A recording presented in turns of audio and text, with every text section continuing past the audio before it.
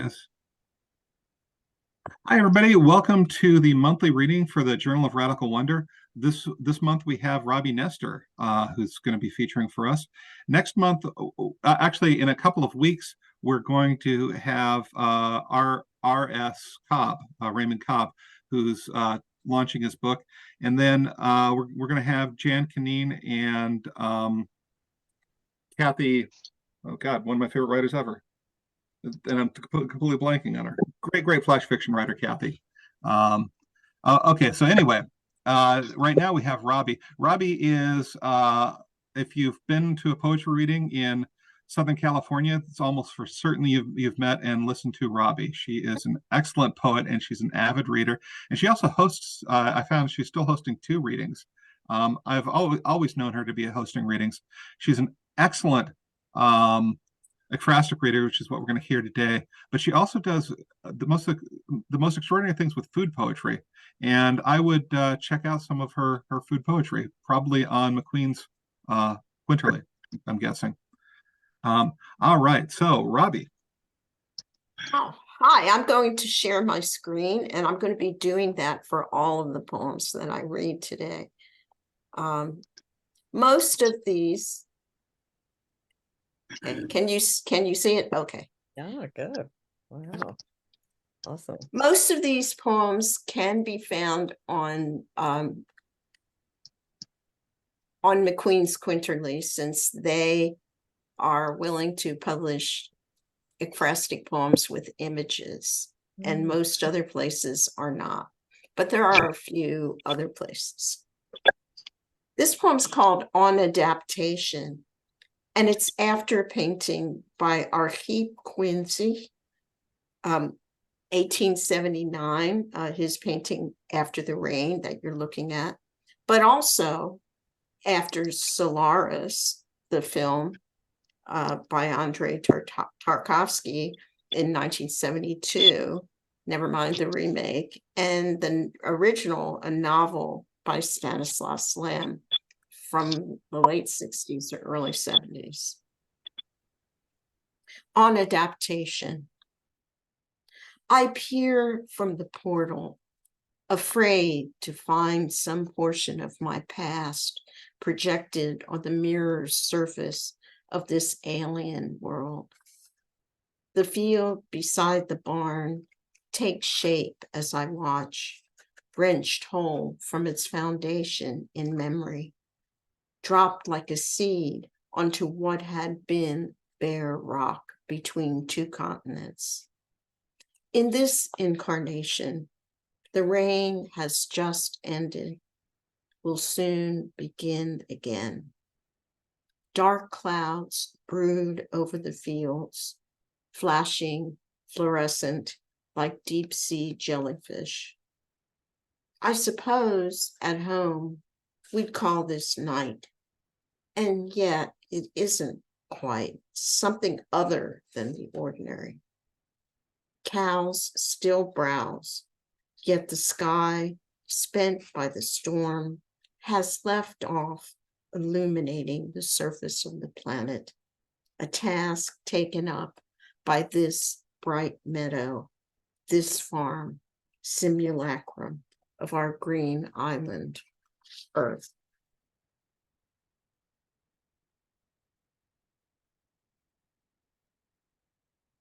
Okay, I gotta find.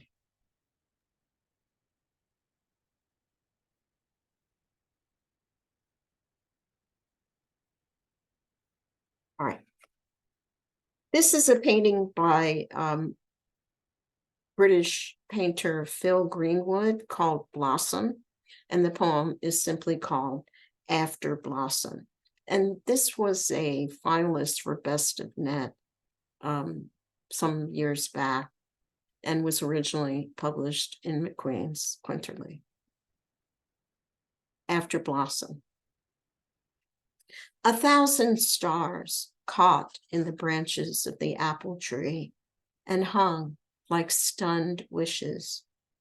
Some fell to the grass, blazing white among the buttercups, the fierce green. If we could truly see the world, its brightness would burn. Sightless, we would stare all day out the window.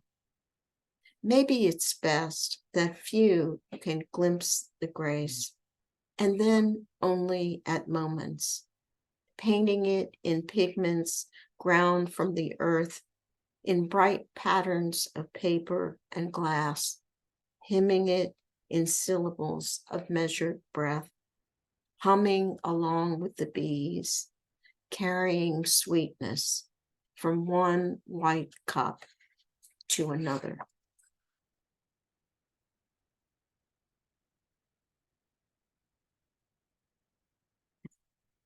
Sorry if this sharing screen business is getting a bit tedious. Okay, this is a photograph by Philippe Rouillet, and the poem is called Dancing White Egret. Among the reeds, the great white egret raises his wings, and I understand at once why he's called great. Not just his size, the way his whole body aspires to flight. White shreds of cloud tinged with golden light. His feathers spread against the pale blue plate of sky, like the flesh of roasted barramundi. Every bit of him drives the eye up and up, his long neck, muscular as an anaconda, white as the peeling branches of the eucalyptus, upraised needle of the beak, while his legs, jointed as a beetle's, connect him to the ground. He is fish and fowl, air and water, the melding of the elements, embodiment of joy.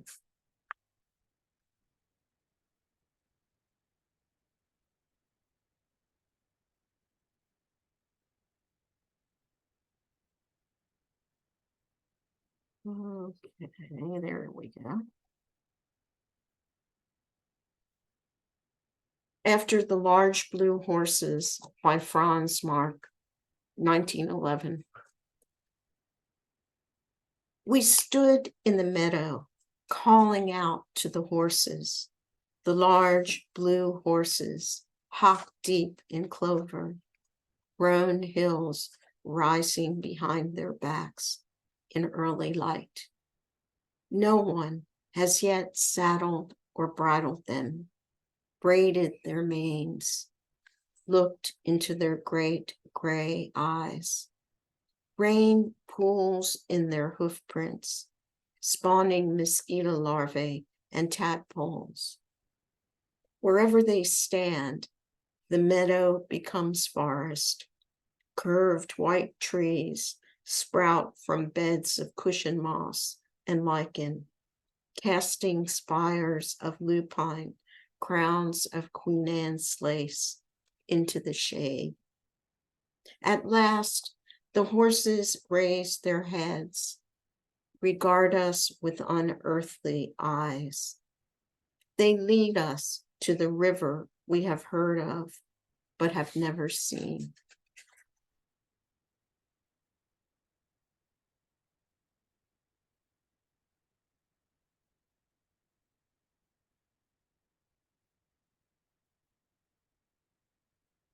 This is Beekeeper, a photograph by Richard Avedon.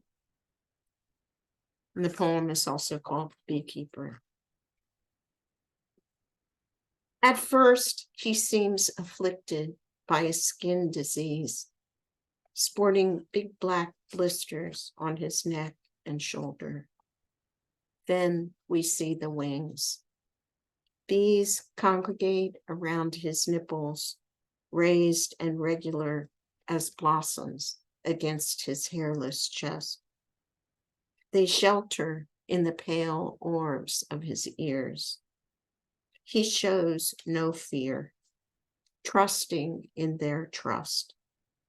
They recognize his scent, though usually he's kitted out in suit and gloves, a helmet, and underneath his clothes, concealing all this vulnerable white skin. He sings to them, lulls them with his smoke gun, caring for the hive like one of their own. He knows not to raise a hand to brush away the tickling feet, accepts them as he does himself. He wishes he could live a life as simple as these bees, flying low over a field of blooming larkspur, covering themselves in grains of golden pollen, tending to the queen in her waxen cubicle. To be human is confusing. We seldom know the task we're born for. He's been told so often that pleasure must be hidden. He would rather be a bee.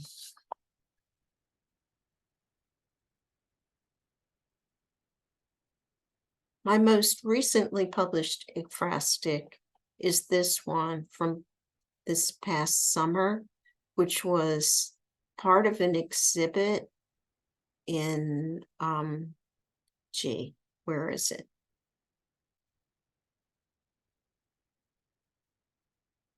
Oh, I can't find it. I'm sorry. Well, this one's just going to have to go without an image. But you can look it up on McQueen's Quinterly in their August issue. And you'll find it. It was in a show in Los Angeles.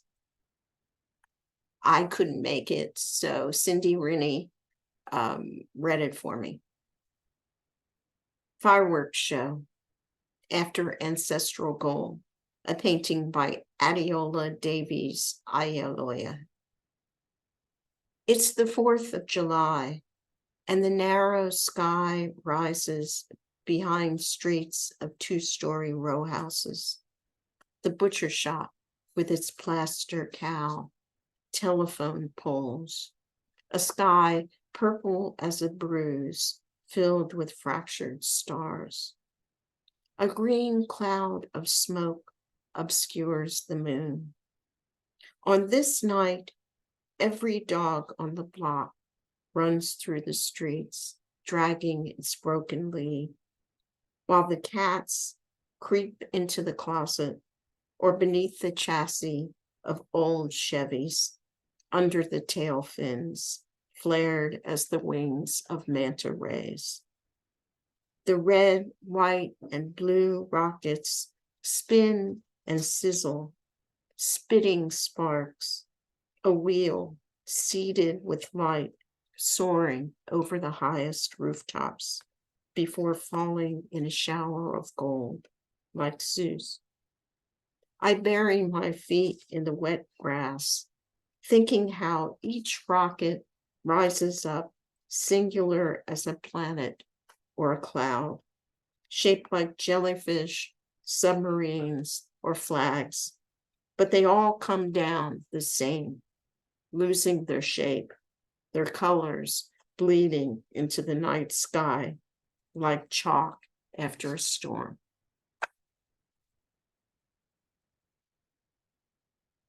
Okay, I think I have the rest of them.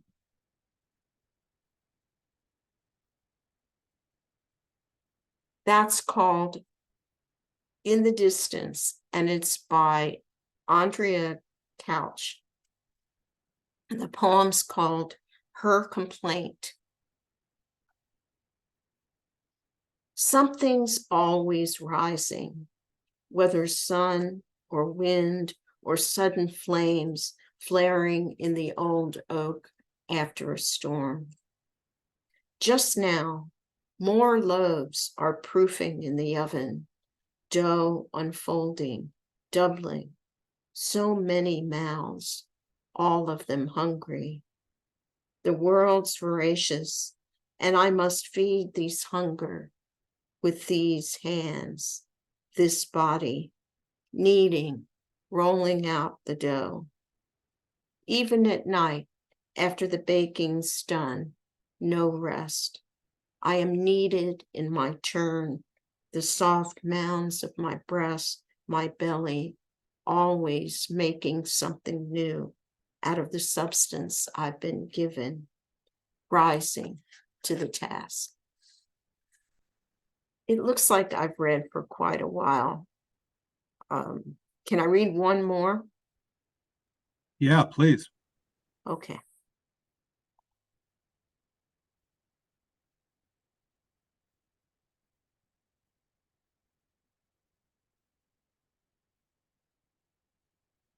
This is a photograph that's been altered by Kylie Spar. I don't know its name, but I've called my poem Disquiet. On the ocean floor, sleeping groupers camouflage themselves as rocks, cocoon in clouds of sand and mucus, spun out of the substance of their bodies, as spiders' spinnerets let down a line of silk. I'm like that, like the whelk within its fortress of a shell, shielded in a vaporous swirl. It doubles as a dress of white chiffon, inverted parachute that spirals around my body like vanilla soft serve, ribbon of cream in coffee. When I feel threatened, the dress sets up its own internal wind and weather, swallows me whole. At the first sign of threat, it automatically inflates. I take flight on milky tides of moonbeams, streamers of phantom light. Thank you so much.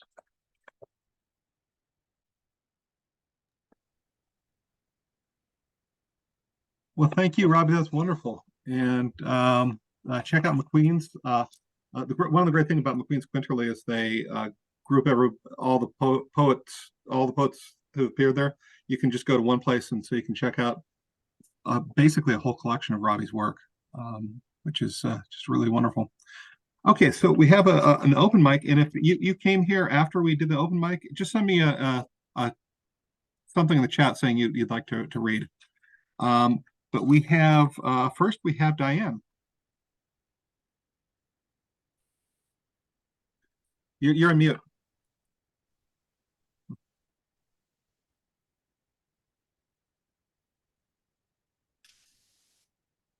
Is that good? Yeah. Am I allowed to read more than one, or? It's two poems or 5 minutes, whichever comes first. Okay. Okay, this is called The Waiting Room, and Joni is a friend I had all the way from the 3rd grade back in Michigan. I think we made an igloo once. The Waiting Room. We lost track of each other for a long time and then reunited just when she was having her cancer treatments. Grandma's in a nightgown bald, young Joan of Arc in a pixie cut, a teacher in brown pageboy wig, makeup, heels, and hose. The toddler's mom, a skull cap, her eyebrows gone. A towel drapes her chest like a pageant banner, masking her shorn breast. And Joni and I, coffee mugs and pajamas, like little girls from a sleepover long ago. When they call her name, I give her hand a squeeze, watch her walk down the long hall to the radiation room. In less than 3 years, Joni, my spirit angel now, I try and match the bravery of the waiting room warriors in my red wig. I lay on a metal table, 2 young men draw on my breast with magic marker, scurry out before the double steel door slams shut. Terrified of moving, I hold my breath as the massive arm of Big Mama swings over me, feel nothing as invisible rays penetrate aberrant cells. And then we live in Southern California, so You can really see the global warming and we've had so much drought. Talking to an oak tree.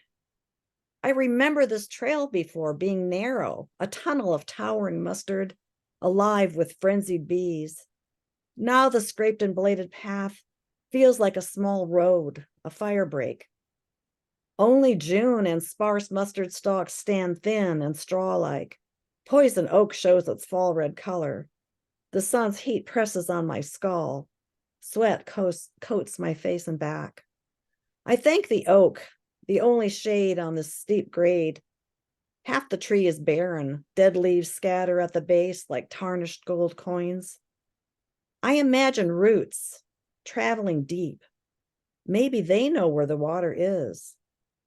Possess a wisdom of wet and dry seasons. No, this is the last one, when even the great seas dry to salty canyons. Thank you. Oh, thank you. Thank you. Up next is Joel.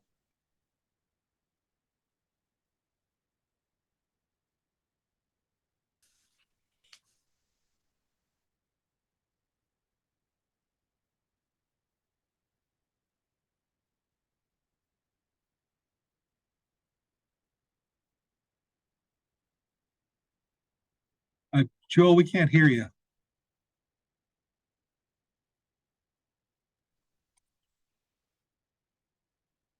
Unless can other people hear him? We'll come back to you, Joel, just to see if it comes back, or you can try now. No, I'm not hearing it. How Sorry. about now? Oh, yes, yes, Yes? yes. All right. Okay, fine. I'm having trouble with the Zoom connection, but anyway, two short poems. The first one is called Travels. I can't go out. It's raining waffles and anvils. The ground sobbing out worms like an entire town's laundry disgorging from a single clown car. An irate rain. What if we replaced anger with a pet poodle wearing a plastic cone around its head to prevent undue scratching, and not stand at the back door calling, here cornucopia, here cornucopia? What about those 63 moons of Jupiter? Such abundance. Or all the volcanic activity on Saturn's moon Enceladus, spumes of sub-zero methane, water vapor. Next week, I go visit my two grandkids, age 3 and 6, who both started out in a petri dish. Techno babies with unknown odds, now bound for how many more trips around the sun with and without me. And this next poem is called Checkout Line. There was a time before I had birthday or tomorrow, where hair across my head was the soft swirl of a hurricane near its eye. Before I knew there were animals smaller than me, or could ever imagine a wave moving through a stadium crowd. Yesterday, a friend told me, everyone is both echo and trace. And here I am with a half-filled shopping cart. Thank you. All right, thank you. And then up next is Mary. This Mary? Yeah. Okay. This one doesn't really have a title. Once there was only the one thing to wear, a cloak of rags and shadow, allowing me to move like the trace a cloud makes, crossing the hills, leaving no mark anyone can follow. In my cloak of refusals, nothing could wind me up, round me up, demand results or explanations. At rest in the grass, I could see light shining through each blade, hear their voices like a crowd of green angels singing their way to bloom, as grass will do if let uncut long enough, showing its true eventual face, a vision of fulfillment at the rim of death. In your safe rooms, I met revelations and warnings. Your bland furniture, so terrified it kept retreating into corners or hiding its intent to swallow me whole. I could read you by the rooms you kept, but I was insubstantial in my shadow cloak, could raise my arms like silk webbed wings, feathered with silence, like the stooping owl, pulling free of your rigid compositions, rising with no answer past absolute refusal, free of irons or jesses, without food or excuses. One more raw hunger loose between the moon and morning, unrepentant, unreformed, hell bent on anything but ordinary dreams. Thank you. That's right. And up next is John.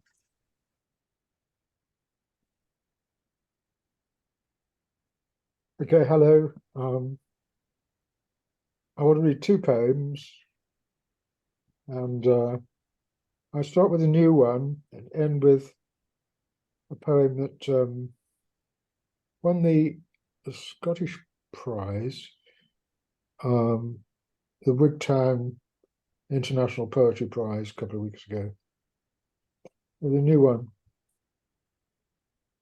Another Birthday. Hardly a wood, more the remains of one. I need to climb a slope to get to. Trees straggling across the rise, sparse as headstones in an unkempt graveyard, made inaccessible by barbed wire coils of brambles, snagged and spattered with shriveled leaves. There is a path, a narrow track, with enough span for a walker on his own, but I've seldom come across another person. It cuts across a clearing where once a stone building, a shelter for cattle, or a cottage, stood solid, well hidden. Ragged traces of a hawthorn brake enclose an accidental pyramid of granite, half an ivy-smothered wall. Possible to determine its purpose, what kind of people might have filled a bucket at the stream, today barely more than a gritty trickle. So again, it seems a judicious choice, this place where I disgorged your ashes when I could bring myself to let go of them. Except I doubt you'd have approved the loneliness.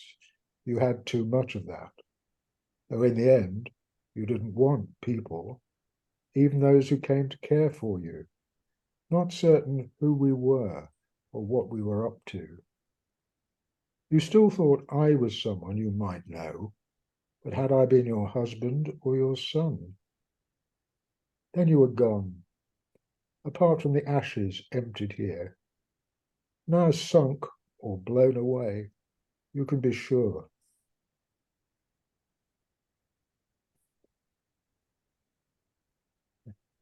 This is the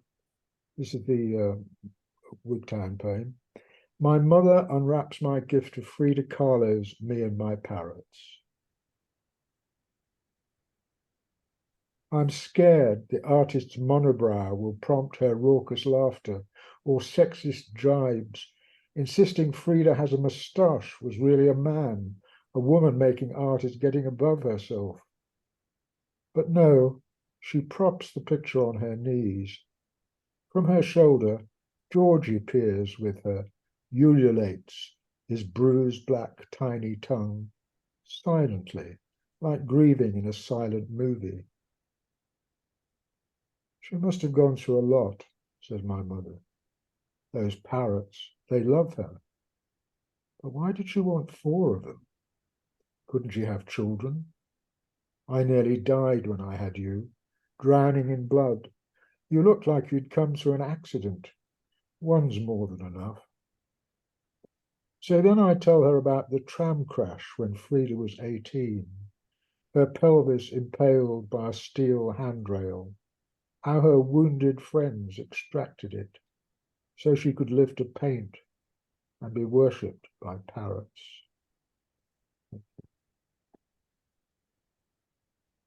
I love that poem. It's fantastic.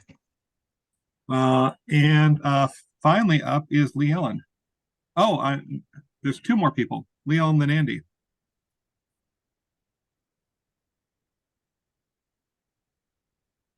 Okay, thank you, John. This first one is a recognition. Can you hear me? Okay, I'm having a little voice problem today. Okay. He propped his cane against the table and sort of flopped down in the chair. Then he spoke. Do you come here often? He asked. Oh, once or twice a week for the senior latte. I'm here almost every day and I've never seen you. Well, I always come after 3 because of the coffee hour, the discount. That's probably it. I haven't entered the best years of your life yet. The intensity of his eyes held me before I looked at the rest of him. Motorcycle style leather jacket, t-shirt blue, matching eyes that engendered a piece that I believed in. His jeans looked pressed, boots low cut, brand name, belted. I spoke. This is my only outing except for the grocery store since the pandemic. I'm pushing myself to go out again, but it's taking so much out of me, so much time. Where do you miss going? I wish we were sitting at a cafe in Pacifica munching my favorite tostada. What about you? Where would you like to be? He paused for a moment, taking a deep breath, and said, I would like to be in Green River, Wyoming, near a small oasis just off the highway, observing a motorist who was debating whether to open her door and give a wild coyote another drink of water. Oh my God, I found you again.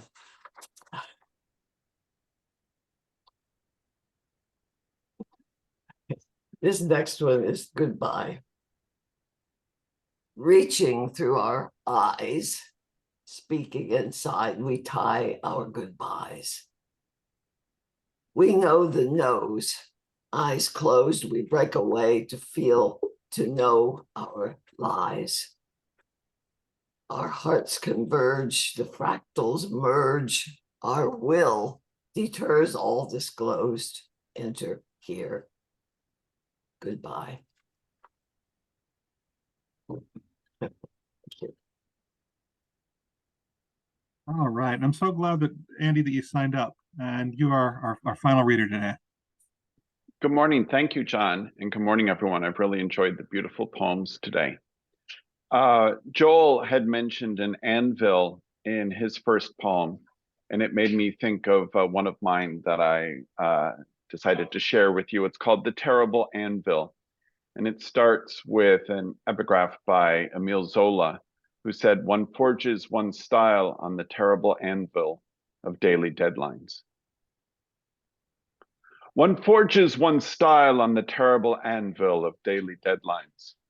One forges one's butterflies on the lovely anvil of cirrocumulus clouds. One forges one's reading habits among dragons and hobbits. One forges one's friends from tankards of dark and sloshy grog.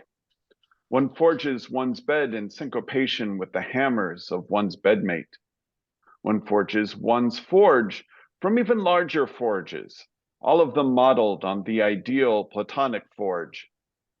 One forages outside the forge, where it's less clangy and spark singed. One forges metaphorically for the blacksmiths have all moved into picture books. Some of the blacksmiths lived for a while on the set of the TV show Game of Thrones.